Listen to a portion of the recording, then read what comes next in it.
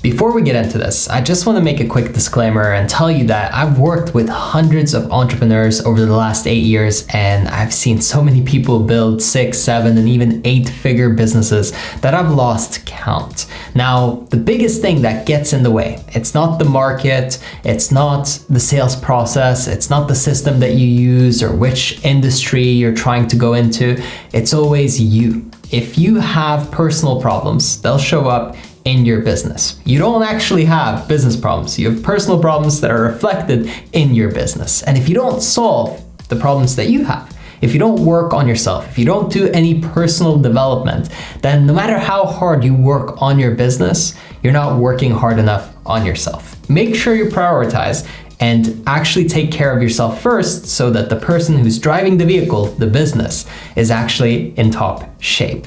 And with that said, I want to start with that if you want to build a successful business from nothing, if you want to grow an incredible company, something that pays you beyond your wildest dreams, if you want something that's going to make you happy, always start with your avatar, the person that you're trying to serve and actually help.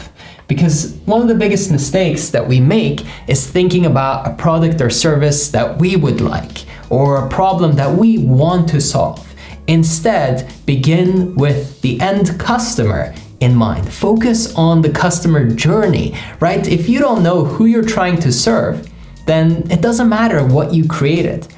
It doesn't matter if you build something really, really cool if it's not built for someone, right? You're hopefully solving a problem. You're hopefully making a difference in their life in some way. But if you don't know who it is that you're targeting, everything else that you're about to do is going to be a massive waste of time. But building a really successful business, especially once you know who you're trying to reach and who you're trying to help, becomes a lot easier because now you can ask, what painful problems does that person have?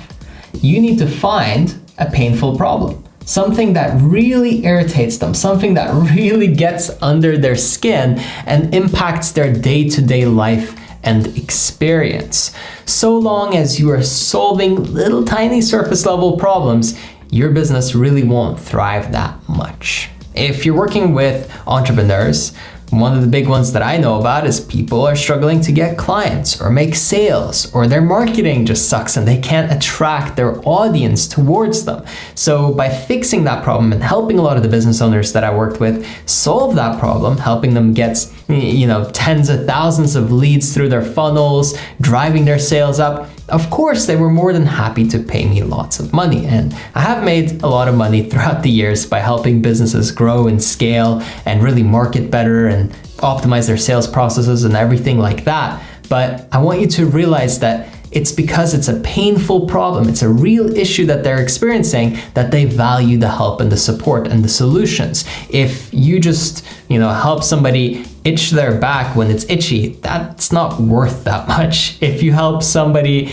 maybe, gain 5% more of their total yearly salary, yeah, that's okay. That's something, I guess. But if you could double someone's income in a year or 5 years even, that would be a much bigger promise and a much bigger problem that you are solving. If somebody is having massive issues in their relationship, or maybe they're on the brink of divorce and you can help them save that, wow, what a big problem you're solving. Right? So think about it. What's the painful problem? What are you trying to solve and fix? And once you know the problem that you're going to be solving, all you have to do is create a solution as a product or a service.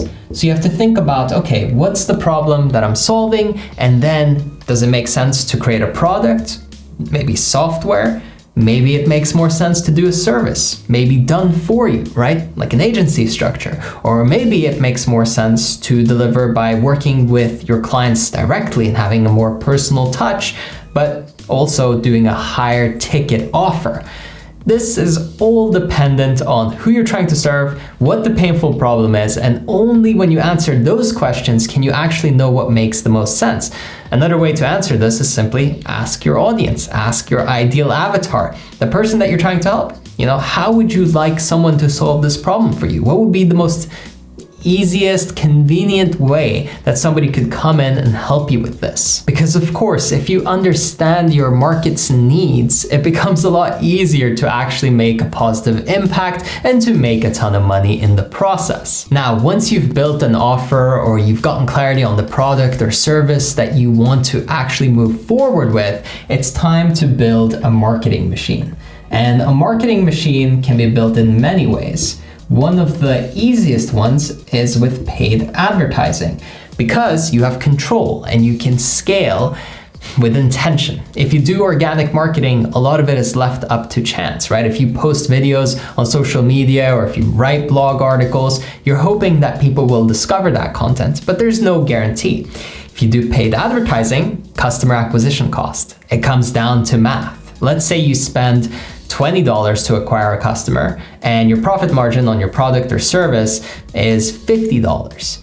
Well, all of a sudden, every time you're putting in money, you're printing much more back than what you're putting in. And once you've built a machine like that, your company, your business can really scale quite quickly.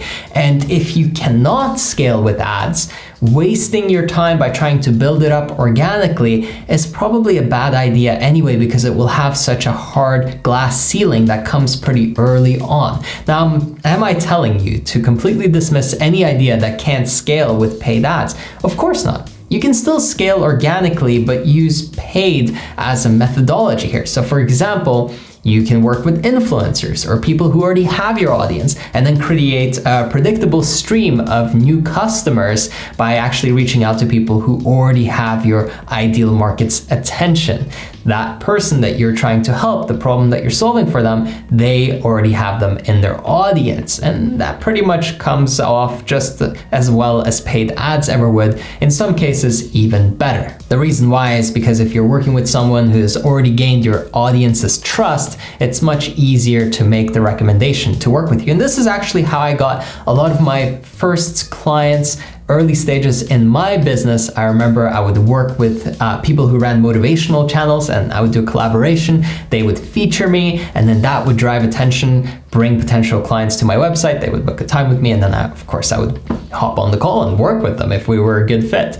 So it's really understanding who is the person you're trying to reach, where are they already hanging out, and then can I connect with those people or use paid ads on the platform to get in front of them and make my offer so that they can understand that there's a solution to their problem that exists out there and I can actually help them. Once you have your marketing machine built and you've got lots of attention and people know that you exist and that your business can actually help solve a problem that they have, it's time to use a proven sales process.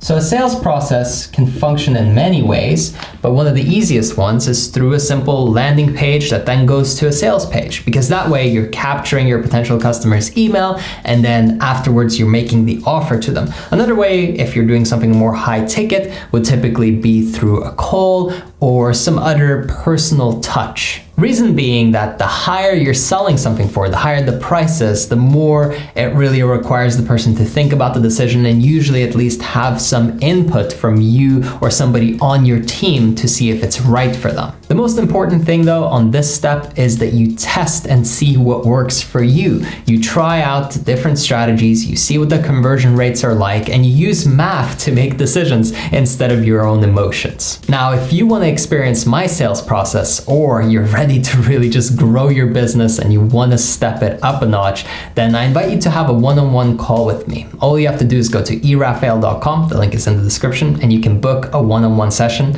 We'll talk, see if we're a good fit, see if I can help you grow and scale your business, and if it feels right, then we can move forward. I would coach you, hold you accountable every week. I've done this with hundreds of people over the last 8 years, and I've helped build so many 6, 7, and even 8-figure businesses with other entrepreneurs. If you're ready, if you feel like this is the time, take that next step and I can help you personally. And now, before we wrap this up, to the final point here. Scale if you want to. Not every business should be grown as big as possible. Sometimes you lose that personal touch with your customers. Yes, maybe you can make more money, but maybe your profit margins will shrink. However, if you decide, okay, I need to really build something big here, I want to run a big team, I want to be a leader, great. start to look for talent and find people who naturally align with your values, start to build a real mission that you're on together, and decide where the company is going in the long run. Bring more and more people in as you see fit, and most importantly, start to create SOPs, standard operating procedures, so that everything that is done in the company can be taught to new people coming in, and that way you create the ability to replace people if they do decide to leave or move on from the company in the future. Of course, you want to try to avoid that and bring in people who are going to stick for the long run, but you never know, right? So you want to build a culture where people are pushing each other and themselves to be their best self. You're building systems so that you're not reliant on a single alpha leader or somebody who's really, pushing everyone to perform every single day. And really, you want to optimize the company so that you're also in a role where you can do your best work. That might mean bringing somebody in to take off your hands a lot of the old responsibilities that you used to focus on. This will come in time. Maybe you know if it's the right time to do that for you and make some of those changes, but that really depends on the situation. So that's a more personal advice depending on where you're at. However, don't scale if you feel happy and content. Don't think that more money is always better. Again, your profit margins can shrink. Your time will be taken up. Focus on optimizing around you having a good life overall, not just make as much as you possibly can.